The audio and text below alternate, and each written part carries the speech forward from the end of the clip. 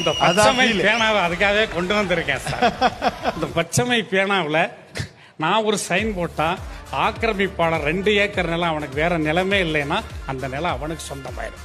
நான் யார்கிட்டையும் அனுமதி வாங்க வேண்டிய தேவையில்லை. ஒரு பிச்சைக்காரனா இருக்கிறான், நான் ஜீப்ல போறேன், அவனை கூப்பிட்டு ஏன் பிச்சை எடுக்கன்னு விசாரிச்சுட்டு ஒரு படிவத்தை எடுத்து ஒரே ஒரு கையெழுத்து போட்டு கொடுத்தா அவனுக்கு முதியோர் உதவித்தொகை 1200 ரூபாய் மாதந்தோறும் வரும் சார். ரேட் சார், அந்த பேனா வருது சார். ஆக்சுவலா இது ஒரு பேனா இல்லை, இது ஒரு அதிகாரம். அதுல எனக்கு ரொம்ப பிடிச்சதுன்னா இந்த பச்சைமையில கையெழுத்து போற இடத்திற்கு மாணவர்களை தயாரித்தல் என்பது வேறு.